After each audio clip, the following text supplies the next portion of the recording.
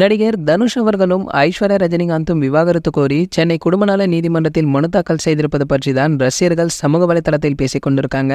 அதாவது இதற்கு முன்பே இவர்கள் இருவரும் பிரிவதாக முடிவு செய்த பொழுது அவர்களுடைய மனதை மாற்ற முயற்சி செய்த நம்ம சூப்பர் ஸ்டார், ஆனால் அவரால் அது முடியவில்லையா. இதையடுத்து கணவரை பிரிந்து தன்னுடைய வீட்டிற்கு வந்த மகள் ஐஸ்வர்யா அவர்களிடம் மீண்டும் தனுஷ் அவர்களுடன் சேர்ந்து வாழ்மாறு வலியுறுத்த நம்ம சூப்பர் ஸ்டார், 2 மகன்களை வைத்துக்கொண்டு உங்களுக்கு உங்கள் சந்தோஷம் ரொம்ப முக்கியமா போச்சா, ஒழுங்காக மகன்கள் யாத்ரா லிங்காவிற்காக சேர்ந்து வாழுங்கள் என ஐஸ்வர்யா மற்றும் தனுஷ் அவரிடம் கூறியிருக்காரு நம்ம ரஜினி அவர்கள். மேலும் தனுஷையும் ஐஸ்வர்யாவும் சேர்த்து வைக்க பெரும் முயற்சி செய்துமே ஐஸ்வர்யா அவர்களுடைய திருமண வாழ்க்கை விவாகரத்தில் முடிந்துவிடக் கூடாது என்று போராடி இருக்காரு. ஆனால் அவர் போராடியதெல்லாம் வீணாதான் ஆகியிருக்கு. மேலும் இவர்கள் இருவருமே விவாகரத்து பெறப் போகிறார்கள். ஐஸ்வர்யாவும் தனுஷும் நிரந்தரமாக பிரிந்துவிடக் கூடாது என்று கஸ்தூரி ராஜா அவர்களோட கூட போராடி தோற்றிருக்காராம். இதற்கு முன்பு பாத்தீங்கன்னா தனுஷ் அவர்களுடைய அண்ணனும் இயக்குனருமான செல்வராகவனும் நடிகை சோனியா அகர்வாலும் பிரிய முடிவு செய்திருக்காங்க. ஆனால் அது குறித்து அறிந்ததுமே நேராக அவர்கள் வீட்டிற்கு சென்று விவாகரத்து வேண்டாம் என சோனியா அகர்வால் செல்வராகவனிடம் பேசியிருக்காரு நம்ம சூப்பர் ஸ்டார் அவர்கள். அதாவது கணவன் மனைவி இடையே வரும் பிரச்சனைக்கு விவாகரத்தை தீர்வாகாது என்று கூறியிருக்காரு. ஆனால் அவர்கள் நம்ம சூப்பர் ஸ்டாருடைய பேச்சை கேட்டு விவாகரத்தை பெறும் முடிவையும் கைவிடவில்லைங்க. மேலும் சூப்பர் ஸ்டார் அவர்கள் அவ்வளவு சொல்லியுமே சோனியா அகர்வாலும் செல்வராகவனும் விவாகரத்து பெற்றிருக்காங்க.